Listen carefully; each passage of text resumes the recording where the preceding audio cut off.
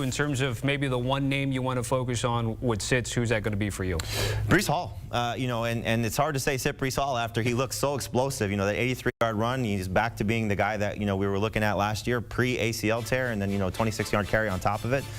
But now he's taking on a much different opponent, taking on the Dallas Cowboys. And look, it's not a Zach Wilson thing, because all of Breece Hall's big performances last year came with Zach Wilson, and all of his numbers against the Bills came with Zach Wilson. But this Cowboys defense just shut down Saquon Barkley. They're just going to make things tough on the Jets, I think, overall. They're coming off an emotional win, going on the road. I just think this Dallas defense is too tough, and you still have Breece Hall sharing with Dalvin Cook. That's going to be a problem. So unless he breaks another long run, this time maybe finishes it off and gets to the end zone, you'll be left, I think, with a little bit of an empty stat line.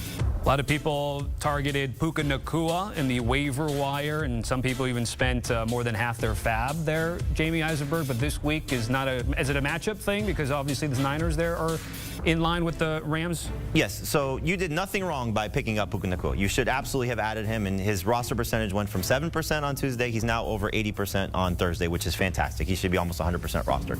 But now there's tape on him, and now there's going to have to be, can he overcome a very good defense, and can Matthew Stafford overcome a very good defense? Look, again, we just talked about this. Seattle's defense not very good.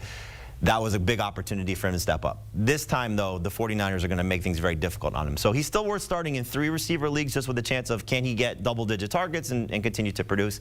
But I would just take a little bit more cautious approach. If you can sit him next 2 weeks before at least Cooper Kupp has a chance to come back, Bengals and Colts, better opportunity for him to succeed as opposed to facing on San Francisco's defense. So in terms of sits, then, what's the angle for you when it comes to Michael Pittman?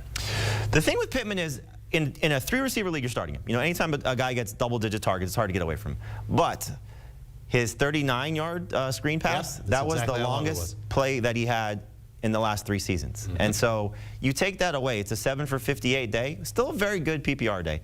But I don't think he's going to have that. And Dave said that matchup's not that easy. Or matchup is a little bit easier for Anthony Richardson. I disagree. I think it's a very difficult matchup. Here's a funny stat on Michael Pittman.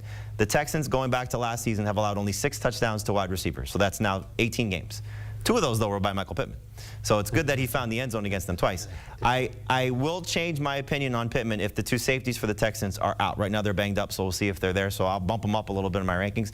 But I still won't start him in a 2 receiver league. I need to see more of it. So love the 11 targets. But again, 7 for 58 day, that's not a starter in 2 receiver league. He had 10 targets in the second half. The first half, he was a forgotten man in that offense. It was crazy. And then they realized, oh yeah, we've got this big gargantuan who might be able to catch some passes. And I'm not expecting him to score, and there's no way he's getting another screen pass for a touchdown. That was as fluky as can be. But I think he can get 6 or 7 catches, 70 or 80 yards. Maybe he does score. He did it last year twice. I use him as a low-end number 2 wide receiver in full PPR. I'm sitting him or calling him a number 3 wide receiver in non-PPR. Dave, we'll go right back to you in terms of your sits. And we spoke on Spotlight yesterday. So the Deontay Johnson news. And I said, oh, George Pickens right away. And then you said, not so fast. Yeah, I'm nervous about George Pickens. Did you see what the Browns did to Cincinnati in week number 1? They've got Jamar Chase. They've got T. Higgins. Those guys are better route runners and more established wide receivers than George Pickens. And the thing that really depressed me about Pickens last week, even after Deontay Johnson left, his target share was 11.5%. So I'm taking a hands-off approach on Pickens. Maybe if I'm desperate in a PPR league, I could look at him as a number 3 receiver. When it comes to Courtland Sutton, is it a Jerry Jeudy thing? Because he did all right in week 1, I would say. He did all right. He wasn't great. And it sounded like Jerry Jeudy was close to playing. And I think the matchup is actually a little bit tougher than you might think when you look at the Commanders' offense. They're going to get pass rush on Russell Wilson. That's been the problem for him over the last 2 seasons. And I think they've got guys that can cover Courtland Sutton. So I'm nervous about him even matching what he did in week number 1. And if Jerry Jeudy's there, there's no way you can feel good about starting him. And then also taking a look at your list, Brian Robinson. I think he got lucky starting him last week. I really do. He doesn't usually catch touchdowns. He did that in week 1. He was very pedestrian as a runner. I think that Denver's front was outstanding against Las Vegas. Josh Jacobs didn't even average 3 yards per carry. I think this is an Antonio Gibson game, not a Brian Robinson game. I would sit him. And as we take a look at this, Jamie, just to piggyback off of that, the Robinson-Gibson thing, I think we'll be continuing to have that conversation week to week. Is that how it's going to be, where you just sort of have to look at a matchup and see which guy, depending on what you have, you may put into a flex or potentially an RB2? The nice thing about Gibson is, and I don't think this is one of those games really for either guy, is when you're expecting them to be chasing points. You know, so this is going to be a back and forth, low-scoring game.